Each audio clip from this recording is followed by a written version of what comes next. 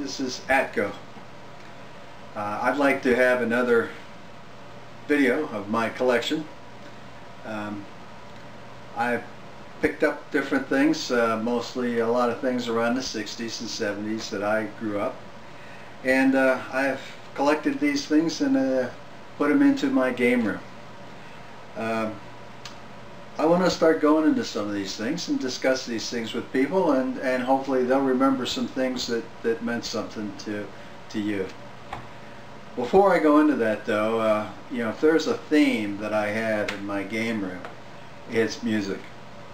And we need to appreciate that how lucky we're to have records and recorded music that we can play anytime we want, whether it's our MP3 players or whether it's the radio. It's always up, it's always available for us. 100 years ago or so, there was no such thing like that.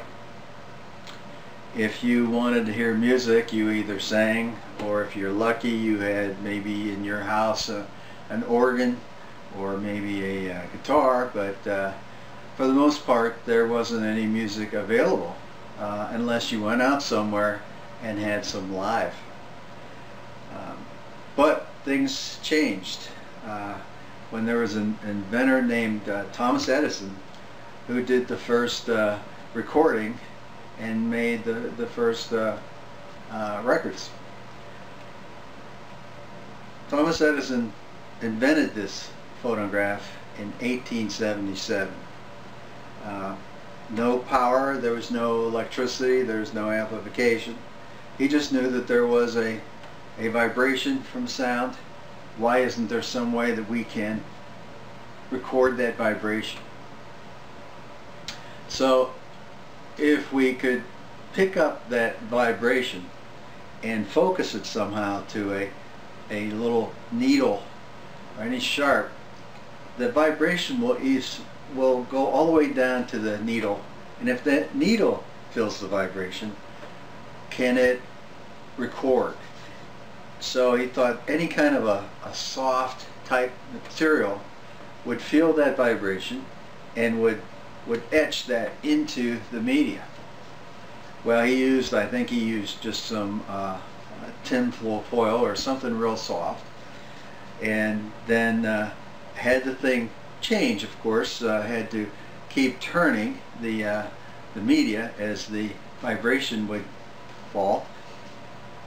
Then he tried bringing it back. He would just would record it into there, put the needle on it, and he had a horn that came out of there that would amplify it to some extent, and then all of a sudden you can hear. Well, that was basically the first recording. Now Edison came out with what he came with a cylinder that he used for the media, and this is a cylinder from Edison. Took him a while to find a way for the media to use, what kind of materials, but by the 1880s he had it ready to market. The problem he had, though, is that he didn't know how to mass produce the cylinders. The only way you could actually record is actually have somebody hear the recording one by one for each cylinder, and then you could sell the cylinder. So there was another inventor a few years later that saw there might be a better way to do this, and this was Emil Erlander, and he had thought, well, rather than have a cylinder, what if you had a flat media, like a disc, and if you could record onto the disc, then could you use that recorded, could you make copies of that the same way you would like a printing press? And that was his thought, and that is the way he did it, and that's basically similar the way we made discs for years and years and years. Of course, this came out, it took him 7-8 years to find a way to perfect it, but that's the way it basically started with the discs.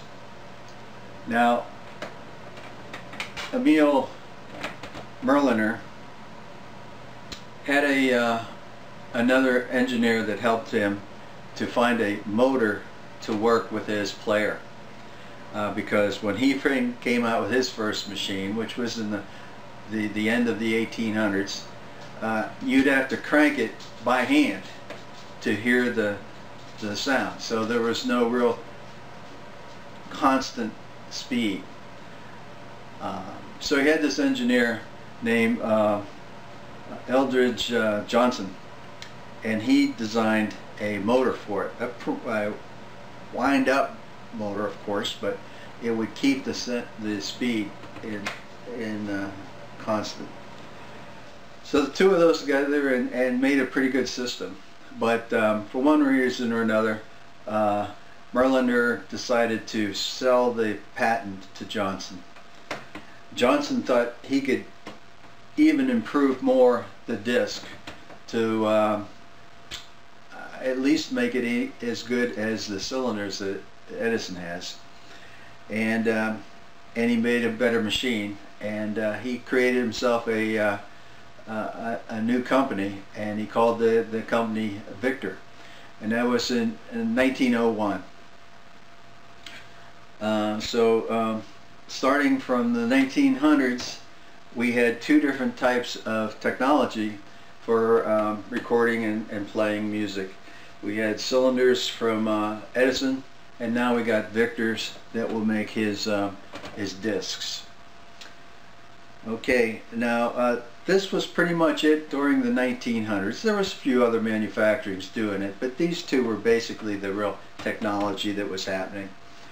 And as the improvement of the discs, even though the discs were very expensive, by the way, a disc would be, you know, $1 a piece, and that was in 1900, so that's like spending $20 a piece for a record.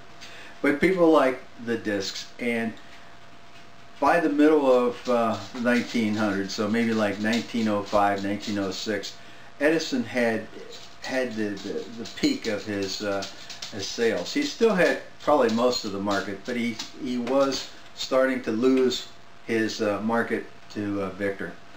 So Edison thought, well, you know, maybe I can get into the disc systems too, but he wanted to make a better one.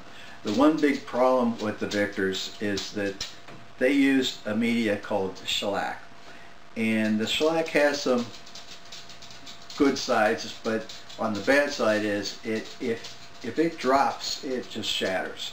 And when you're spending $20-25 a piece, you don't want to have a lot of money involved into your collection, and they're just going to fall and break.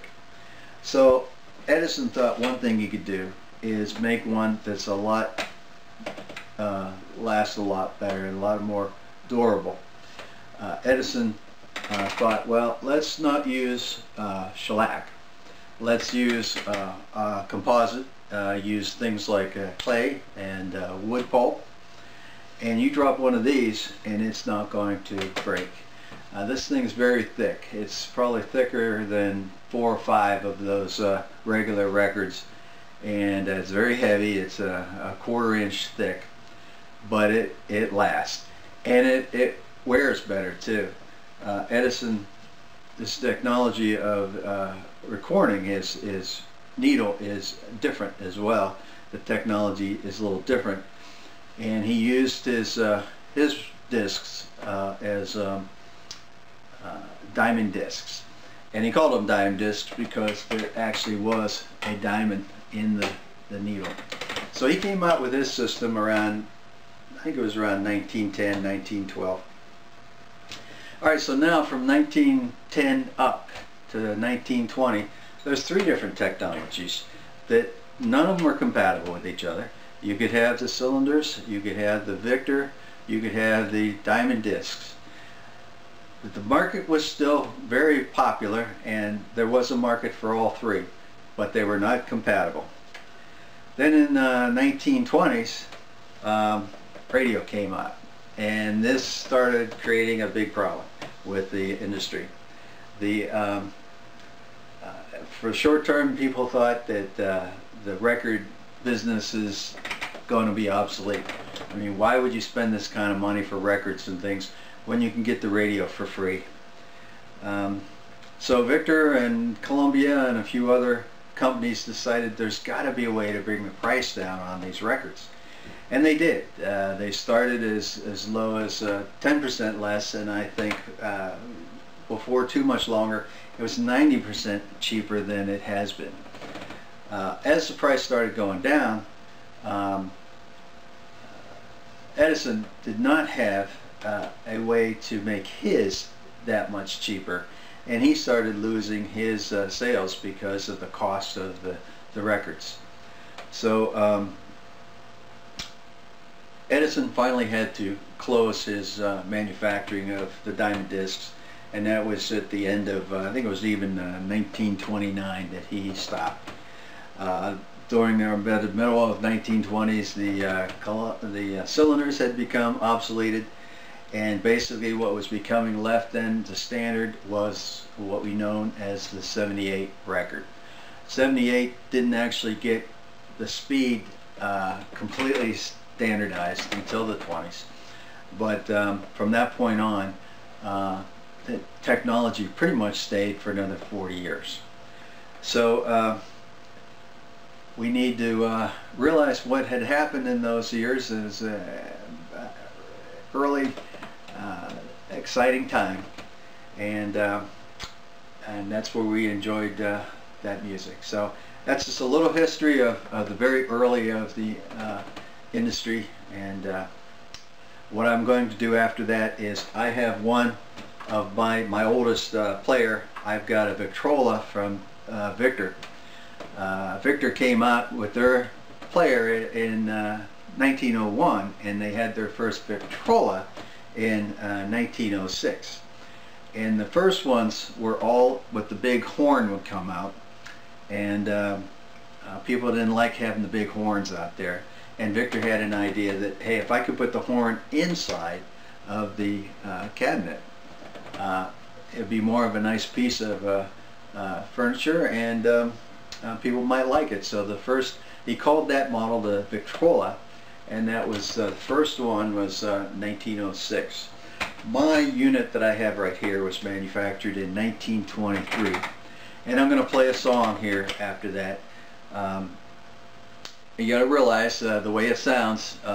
Look at it from the technology of 1920, because there still was no power for amplification. This was just from the needles and the horn, and the motor was wind up. So actually I think the technology for the time is fantastic. So I'm going to play the oldest record I've got. I've got a record from 1913 called The Rosary, played by John McCormick. So I'm going to play that shortly right after this, and I hope you appreciate that. Last thing I would like to mention is that if you want to know anything more about the early players and the records, there's a real good channel on YouTube called Edison Fans 19.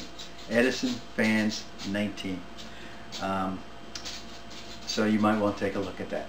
So thank you very much, and I'll talk to you again after this. This is Atco signing off.